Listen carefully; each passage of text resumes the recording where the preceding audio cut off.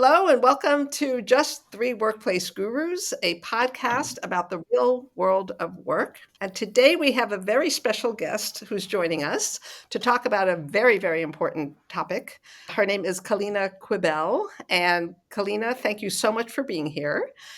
Before I turn it over to you to tell us about yourself, we're talking about parenting and working, which we're going to call the ultimate juggle. Because anybody who has ever raised a child, helped to raise a child, whatever age, young, middle, older, it's no joke.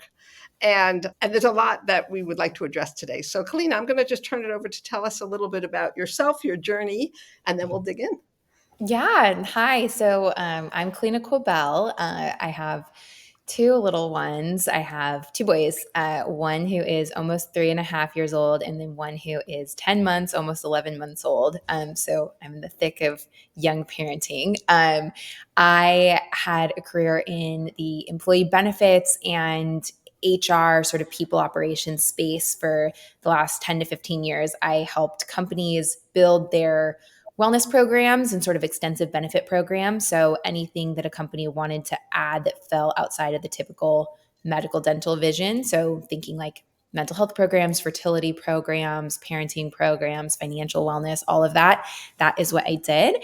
And after I got pregnant with my second son last year, I sort of made the decision that after I had him, I was probably going to go on maternity leave and see how it felt. And if it felt right to stay at home, I would not go back. And bringing a second child into the world, splitting my attention, seeing the extra things to do, it sort of confirmed what I was thinking. So I scaled back, at least for the time being, and decided to be present more in the home, and then also just work on some projects that I'm super passionate about, like helping products and services that help support parents in the ways that I wish I had help or the ways I still need help.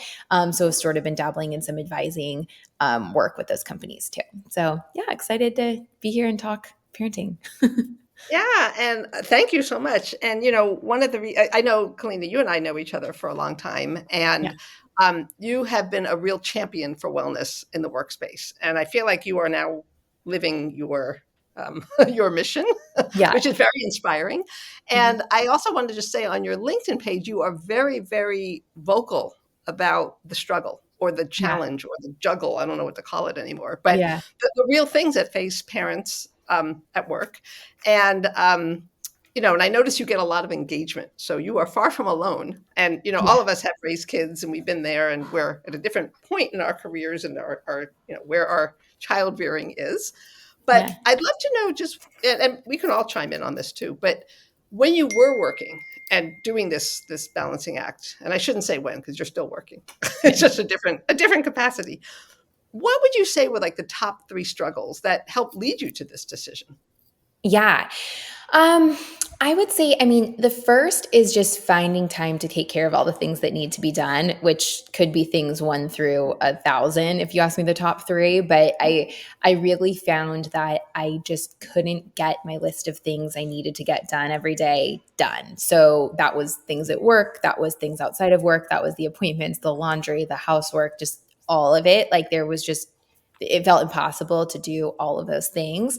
Yeah. I think the second part of it, as my first son actually grew, was the more emotional side of it. And so, what I Mm. mean by that is, I felt like I was working so long all day, and that by the time I got done with work and my child was picked up from daycare, I just was emotionally exhausted and I didn't have enough like attention or focus to bring to him. I was getting more frustrated as his tantrums were growing. And I just like emotionally felt like I didn't have the capacity at the end of the day to deal with that. And then I think the third thing was just sort of like trying to reevaluate what was important to me, and like my focus at like work has always been doing things I'm passionate about doing. And after having two children, I sort of started to reevaluate to say like, how do I really want to spend my time, and what does that look like, and where am I passionate about working on certain projects, and is there a better world where there's more flexibility for me and I can do things I'm interested in, and all of that. So yeah, I think it's kind of a mix of all three of those. Did you feel like you were at a disadvantage professionally because of the kids? Were you having to make sacrifices about your career?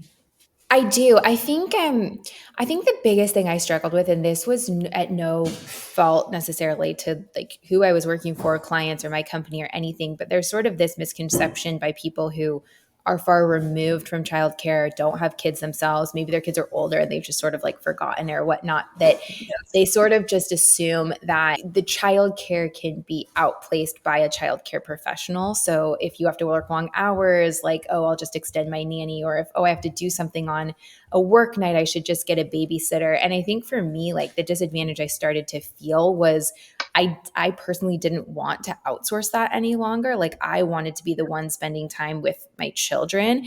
And I Yeah. felt like that did put me at a disadvantage because the things that a lot of other people without children or older children or whatnot that they could join, I wasn't willing to find childcare to replace that. And so I started missing out on things that before I could always just find a way to work it into my schedule. And so it was, it wasn't so much that it like held me back in my own personal job. Like I worked really hard and I did all those things. But in order to advance further in my career, I knew that would take more networking and more longer hours and taking on more responsibility. And I wasn't willing to do that. So I think my career had, since having my first, started to be a little more stagnant. And that wasn't a Yeah. horrible thing, but it's just I wasn't progressing because I didn't have the capacity to do it. I just didn't. Yeah. So You Almost know, more of a passive disadvantage than an active one. exactly, exactly. And yeah, and it's just, you sort of like the first decade of your career. I mean, if you're someone who has kids a little later, like I did in my 30s, but like the first decade of my career, I was a go-getter, and I just signed up for everything, volunteered for things. I didn't like get hats piled on me. I put the hats on myself, like I was like, give it to me, I can do it. And I advanced really quickly. And then after having the kids, it was just, I didn't want the hats anymore. I wanted to pass some of those hats back. And it's really hard to find a way to do that. And so, yeah, I think it was just sort of like a career evaluation and sort of just figuring out that like, and you do reach a point too where, at least for me, part of why I left my company had nothing to do with my company not supporting me being a parent. It was more that like I didn't feel like I could do my job justice anymore. Like I knew there was someone out there that was eager and in a spot to do it better than I was giving that to. And so I sort of like, you know, I sort of yeah. exited on my own accord to say, hey, like I can't give you a VP level of No, service right now. and that And takes maybe that takes work a lot of someone else. courage.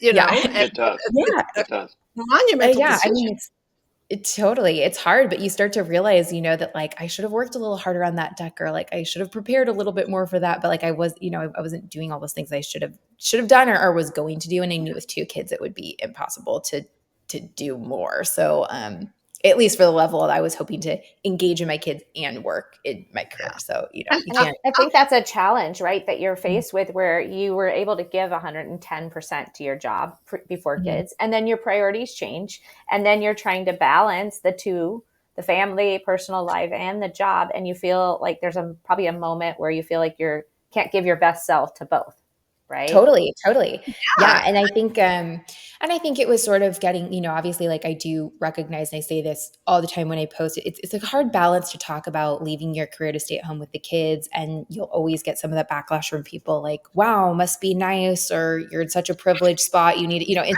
now that work is 95 hard. hours a But week, it 24 is. It hours is. a day. It's very challenging. But like, I try to call out for a lot of people. Like a lot of people just assume that every person who leaves their career is in this position of luxury where they have one salary that covers everything. And it's not really like that. Like people make financial sacrifices to be able to do that. They look at the cost of childcare and what they're making and what that could look like. They, and so there's a lot of reasons that people leave temporarily. Yeah. And so anyway, so I do think that's like something I try to call out too, is like it was hard to consider that and think it, but I truly wasn't in a spot to give it my all. And I knew that, like, I knew that, my office had an office in India. And so like I should be taking night calls and I didn't want to take night call, and those are things that 3 years ago I would have done. And there's plenty of people who can, and I could have gotten a babysitter, like I could have done those things, but you sort of just reevaluate and say like, bedtime's important and I want to be there. Sleep And, is important too. Well, yes. Well, that's the other thing. When you have little ones, the whole self-care piece is like out the window. So burnout is real. And I just want to comment when you said people are like, oh, that must be nice. I was a very young mom. I was Yeah. 22 when I got pregnant, and none of my friends were having kids. I didn't know what my job was yet, Yeah. And I remember thinking, like, by the time I pay out taxes, childcare, I'm going to be making nothing, but I do need the health insurance. So I wound up working in daycare. And, Interesting. and I thought, well, that Did gives me you? some money. I get to Oh, be with my kid. And I think unknowingly, I was seeking a community because I had no community with young kids. And so that was kind of perfect. And I feel like that I landed up in a very special place in New York. And it kind of taught me so much about parenting. But I was not just taking care of my kid, I was taking care of like 9 other babies. And then there were the Oh my toddlers gosh, over that must there. have been so And I exhausting. remember a parent came in who was kind of like a high level button up professional, and she said something about like, "Oh, it must be so nice to like not work." And I just looked at her. I was like, I'm sorry, what?" I'm Yeah. working. I'm working somewhere. I'm working with your child. Like, anyway. But that was in a working Oh my situation god. where someone said to me, because I wasn't in a quote yeah. office. Yeah. And that stuck with me. The second thing that sticks with me is so that at certain times of the day, all the kids would come together, which was very cool. And it's that feeling of like, there's a book I think called Divided Lives or Divided Selves. It's all about when you're a working parent, that struggle, that guilt, that like I'm not giving all to my job and now I'm not giving all to my kids and I'm sacrificing left, right, and center. And I remember the toddlers came in and I was changing the diaper of I was with the 6 month to the 12-month-olds or 18-month-olds. And my daughter literally pushed her way, like she pushed each kid out of her way so she can get to me. And I had to change this poor baby's diaper holding my child's hand. So there I was in a work situation with my child and still Oh, feeling that's guilty. hard. Yeah. You know what I'm saying? Because I was just like, okay, I'm not now. Anyway, so that struggle is real. Like it's real. And it can happen in pretty much any environment. So I don't know. So I don't know, Mike, I'm just curious if you felt any of that pull when you were rearing your young Uh, ones. yeah, I definitely. Well, I'll tell you, we were in a very similar situation to what Kalina talks about, where you suddenly have a child and you reevaluate and realize we can't afford for us both to go to work. And so my wife stayed home. There are huge sacrifices to that. I mean, all of a sudden our income dropped, Yeah. and we still didn't own a house, and it took another 5 or 6 years before we could do that. And then we're in California, which makes it a little bit more challenging, a lot more challenging. Yes. Yes. So for Yeah. a while, I think that was really great that Joan was home with the kids. We eventually moved to a new community where the elementary school was right across the street, and there was all this community involvement, and there was a lot that was great about it. And I think for the kids, they remember all of that, mom being home and the community that they grew up in very fondly. It did give me the freedom to go do what I needed to do, but it was hard. It was always hard to not be there. And so there were certain things that I would focus on when I was not traveling or, when I was home at night or on the weekends. Um, I don't know how I've never asked the kids how they feel about it. I don't know that they feel like I was absent in any way. Neither of them has ever said that. But I was definitely the working parent, and my wife was the stay-at-home mom, and those can be challenging, particularly if you're a more involved dad, which I think most of us of my generation and going forward have become. It's funny you bring up things that frustrate you, Viv. Claire couldn't have been more than 3 months old, and I took her out to do a surprise photo session for Joan as a gift. And I ended up going into some store. I don't remember what it was. And this quite older woman, could have been younger than me now, but I don't know, said to me, "Oh, isn't that sweet? You're babysitting your child." And Oh, I I turned on hate her. those. I Yeah. seriously turned, like, it pissed me off, and I called her on it right there and said, "I don't Good for babysit you. my daughter. I am her father." I was Good really for you. annoyed. And there were a few people in the shop who sort of looked up and smiled, like, "Good for you." So that was always frustrating. Oh That my god. sometimes would I have to would get me. interject because I had that. My husband had that experience on Father's Day. He went to pick up lunch, and he brought my son with him. And he said that the guy at checkout when he picked up the lunch said, "What is this, Mother's Day?" Because he had the Oh, kids. Oh my gosh. For sure. Wow.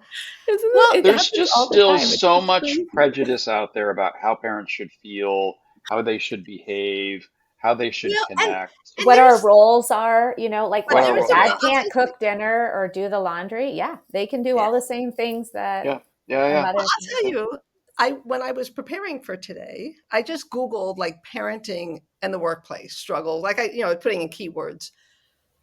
Just about every article was about mom guilt.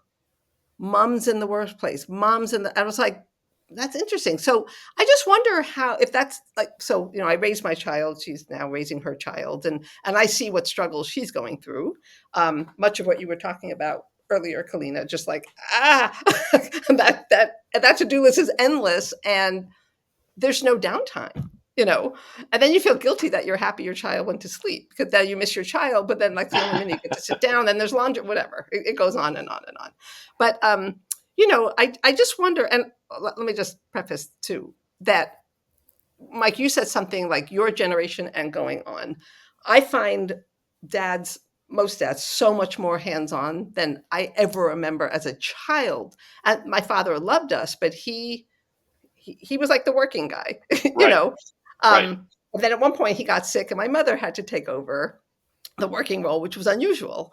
And so, I just wonder if those sort of roles and expectations still fall more too heavily on the mom, or if dads are feeling it too. And No question. yeah, I think there's no question of that. I think that's just, at least in my experience, I, I don't mean to lay blame, but I think that's how this women is. I'm feel. sorry to interrupt you, I, but looks like we have a new guest. All Thank Hi, Hank. right, well, hello. Hi. Aren't you happy to be on the screen? This is his first debut. Yeah. Oh. Welcome to So, the show, Hank. We're glad to He's have you. waving. yes. Oh, So, for anybody who's tuning in, just listening, what just happened is real life. This was not scripted, I Yes, yes. promise. But Kalina, you might just want to say what just happened because Oh this is yeah, real, real Hank, my working 10 month parent old out just there. joined us. He's gonna be hanging out for the rest of this time. And he's Love very it. happy to be here. That's yeah. great. Awesome, very You know, it awesome. reminds me, I have a boss who has two kids, and they are 5 and 2, give or take. And those kids are very much a part. And I work on the people team, the HR team at the tech company where I work. Uh, those kids are very much a part of our existence. Like they're Oh, in calls, we know who they are, we talk I to love it. them. So this was why I wanted to bring this up. I feel like we've joked about the dog cat thing.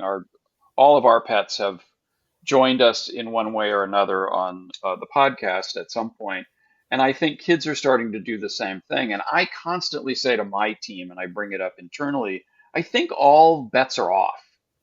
It's Yeah, fine to have your child. It's fine for the doorbell to ring. It's fine for the dog to bark. Like this is yeah. all good, and if nothing Right. else, it's humanizing us more. Yes. And I think it takes the pressure down a little.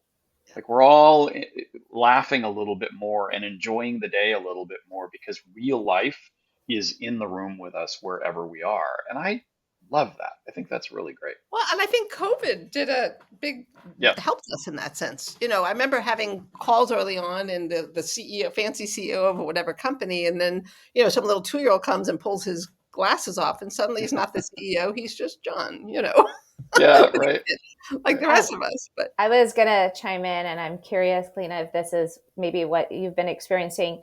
We talk about, Mike, your generation of dads versus current dads. And one of the things that I see is that there's more, they get paternity leave, right? You didn't get paternity leave, Mike. Right. When you had your Right. kids, my husband didn't have that either. And so now I think with men getting paternity leave or fathers, that gives yes. them that opportunity to connect more with the children and be more involved. Would you agree, Kalina, or have you seen any changes with that?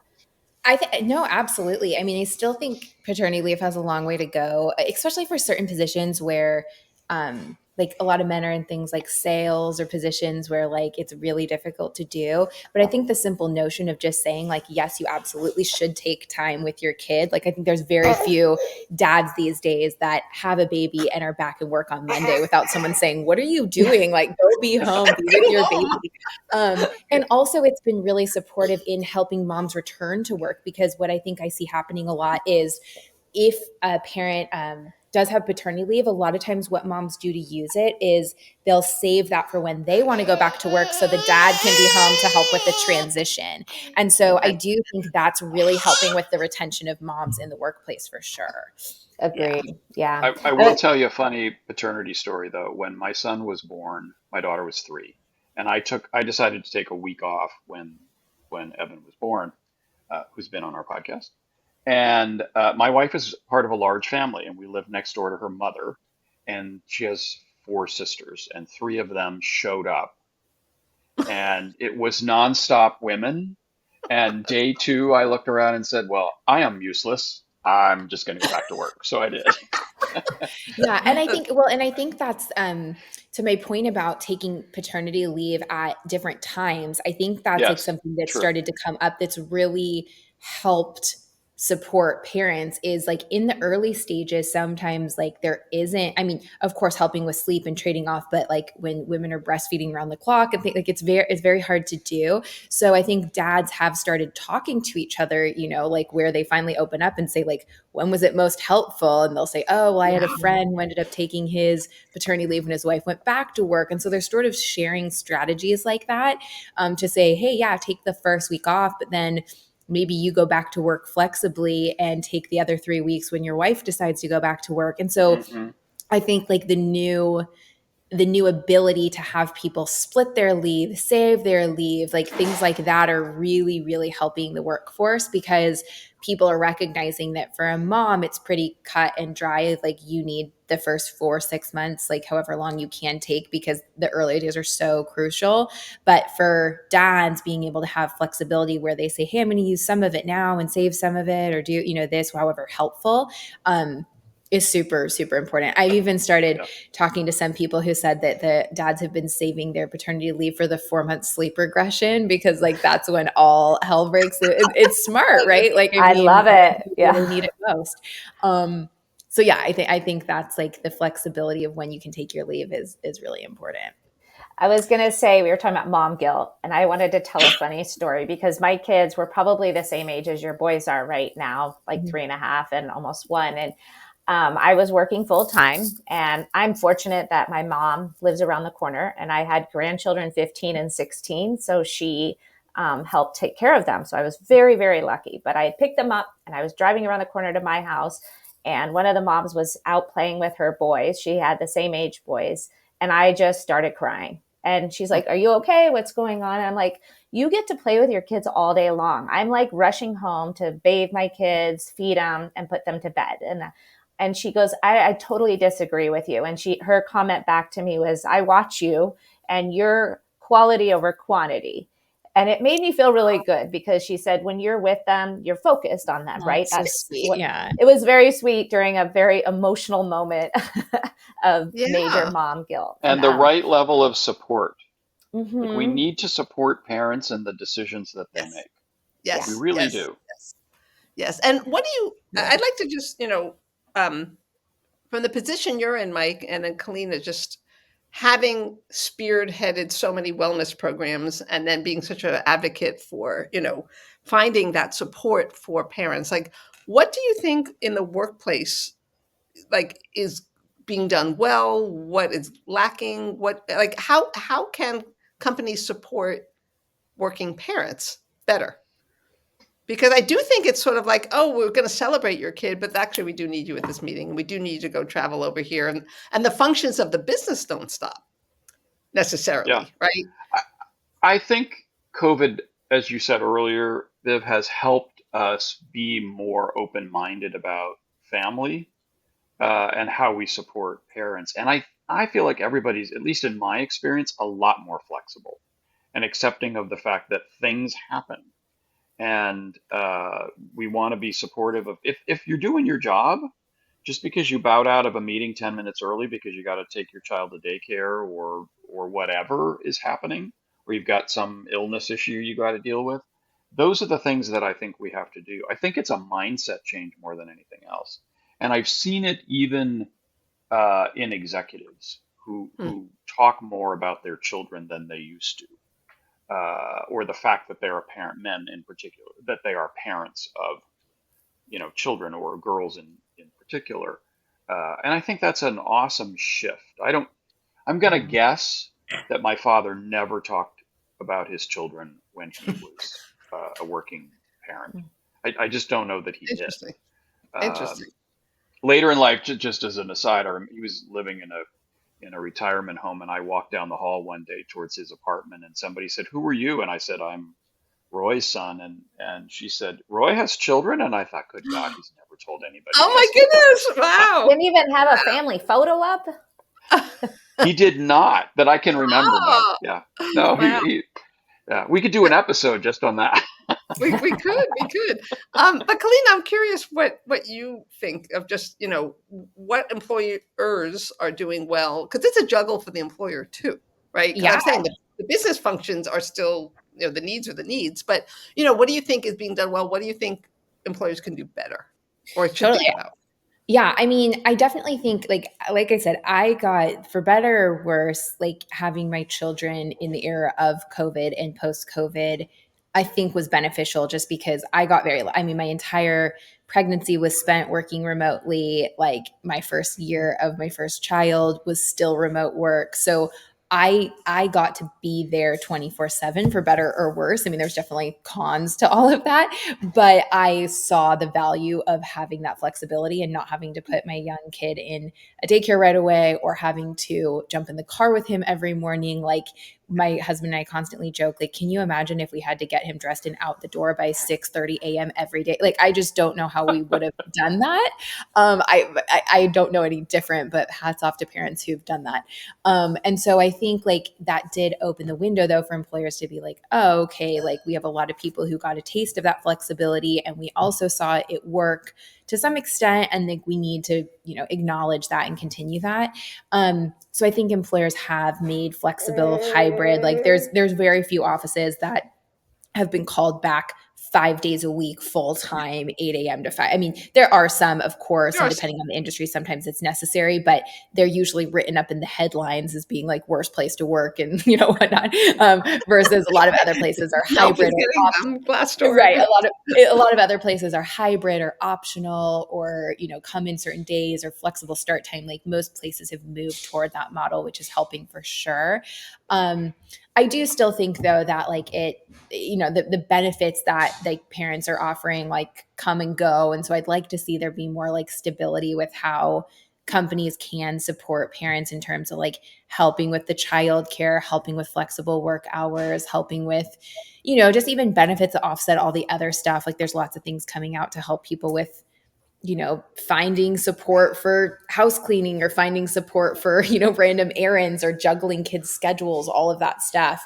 Right. And I think that will continue because, like most parents, I think a lot of what I realize now that I am home is it wasn't so much that I didn't have time to work. It was that I didn't have time to do all the things that happen after work. Like if I had someone to help with a lot of things around the house or help juggle Right. schedules or help me find appointments better, or any of that stuff, like I might have had more time to work. But it was like me being like, oh my gosh, how do I fit all this extra stuff into my work day? And I didn't have any resources for all the other stuff too. Yeah. So yeah, Very I think that's interesting. a lot. I also think that, I mean, this is a whole nother episode, but it's also that work has spilled out beyond the traditional work Yes. boundaries, right? So you Yeah. said something before, like I used to be able to do things at night and I could do the outside hours. And then that begs the question, like, should there even be that expectation, right? To Yeah. advance the career as opposed to like, well, why can't I do everything from like 8 to 4 or 9 to 5 and then, you know, have more balance, but Totally. I mean, something that's really interesting is so when I was right before I left my job, I actually managed and had a team of all moms. There was everyone that I managed. I only managed 6 people, but we were all moms with young kids, like under 5. And so we did that actually. Like we said, like, when the school year starts, we're not going to have meetings before 10 a.m. because everyone's dealing with school drop off. And most of us are going to cut our day at 2:30. And then it was kind of funny because I'm not promoting, working at nighttime. You don't need to do that. But like a lot of us would leave early at like 2:30. And then around like 7:30, all of a sudden, all of us would be on Slack again and Microsoft Teams. And so we'd be chatting and we'd actually like get stuff done at night. And we're like, that's just the way our team operates, Like I would leave early so I could spend that time with the kids. And then I'd get back on after bedtime and wrap a few things up. And they were even available to do that for the most part. But we also respected schedules to say, if you pinged someone at 7:30 and they weren't online, obviously don't keep asking them questions. But it's like, it's an interesting thing. Like I joke about, if I had an all mom company, maybe that's what our schedule would look like. Like maybe it would be, we'd work from 10 to 2 and then we'd work from 7:30 to 8:30 and that would just be what we did. I feel like we touch on that every episode, that sense that we really have to start to build the working world around what employees need in order to function. And if that's what you need to do, then that's how we should support you. Yeah, I agree.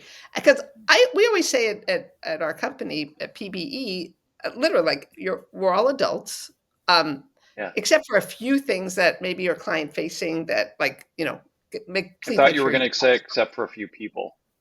No. I was going to say that we're all adults, and we don't care when you do your work, as long as you can manage and get done what has to be done. So, we have a bunch of moms at PBE, and one of our team members has 4 kids, and I kept noticing something similar. Like 2:30 was sort of dark time, and then at night I would see a flurry of activity. And she finally said, "Look, I've got 4 kids." And, I work when I can and when I find the pocket. And she's phenomenal. But, you do what you got to do. So I think the norms are being broke, which is good, which is a very good thing.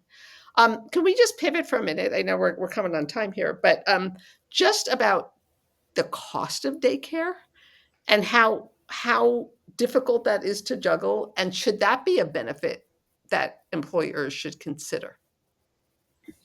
Yeah, I mean, I think there's a few sides to daycare. So I think there's obviously the cost of daycare itself, but there's also the finding of the daycare and then the what to do when the daycare is not available. Because I have a lot of friends who've gone the daycare route, and you have to find new daycares as the children grow. Like very, very few schools or daycares start at 5 months old and last through, elementary school starting.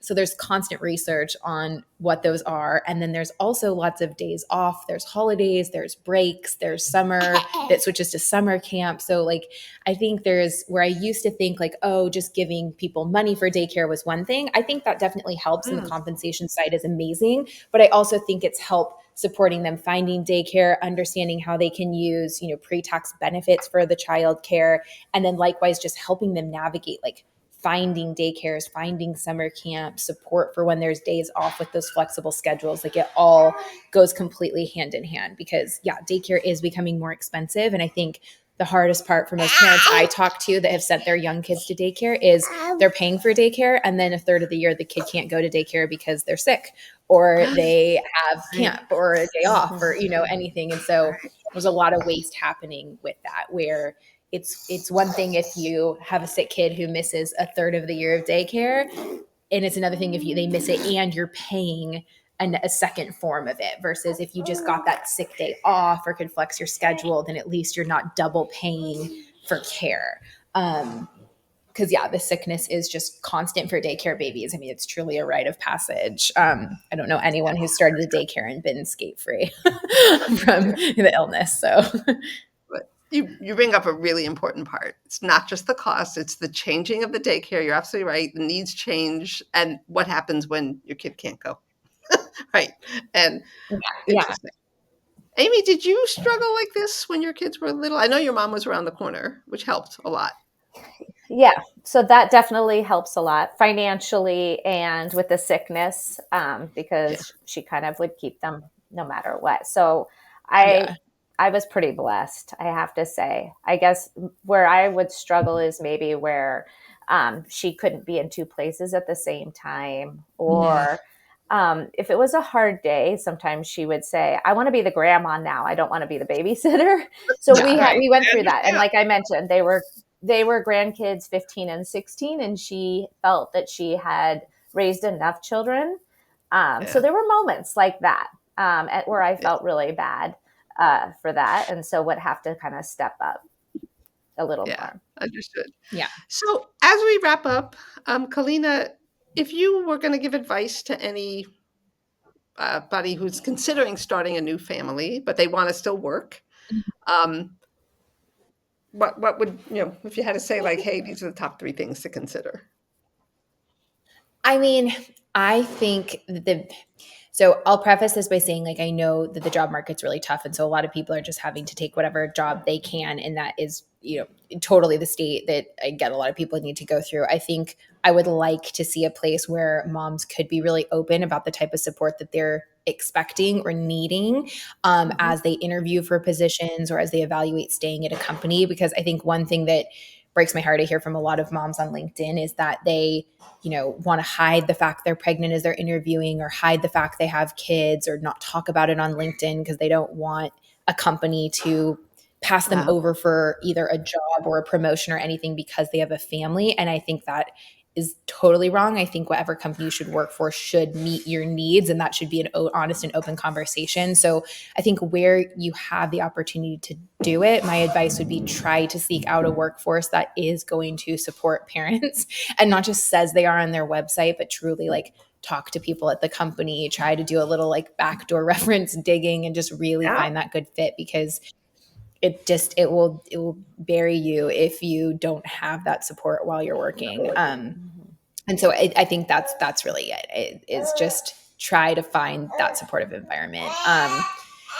And there's so much you don't know until you're in it about what you're doing. So I give yourself a little grace too, because I thought I had it all figured out when I mapped out my first year of life while I was pregnant, and I didn't. There's only so much preparation. Nobody. That's a myth. That is just a myth, right? It's just an outline, and then you sort of figure it out as you go. Exactly. There's no perfect parent out there. It's just that's a myth too, right? We're all just doing our best. Right. So, So at every stage of parenting. Exactly. So I'll wrap up by just saying we're going to post in the program notes, Kaleana, your LinkedIn. If anybody, I advise everybody who's parenting or have parent or just is caring for somebody to check out your profile, because your writings are really important. I hope you continue because they're fabulous. I find myself forwarding them to people. But we should check back in with you, Kaleana, on how things are going in another year or so. See please do. How things are evolving. Yeah, the evolving is like a big thing, because it's so funny. I mean, 3 years ago versus 2 years ago versus a year ago versus 6 months ago, I've been in such different places. And so I'm definitely learning as I go. And I love the state I'm in, but I do think, even things as simple as my son's almost a year and I'm about to, think about stopping breastfeeding. And I'm like, wow, that will open a new world of flexibility for me and things like that. So I do think it's just going to be constantly changing and, figuring out what I want to do as they go to school one day. And I don't know, it's all going to evolve. But I think that's really the big thing I'm focusing on right now, both, to your point, Vivian, on LinkedIn and whatnot, is just recognizing that like there is no like linear career path, that there's going to be breaks and ebbs and flows and, trying to normalize that a little more, that it's okay to take a break and get back in, and how do you do that, and all that. So, and providing that platform for people to ask questions and to share. That's great. Yeah. Well, thank you so much, and thank you, Hank, for making your guest appearance with us. And we'll call that a wrap. My husband. And thanks everybody for tuning in, and we'll see you all the next time.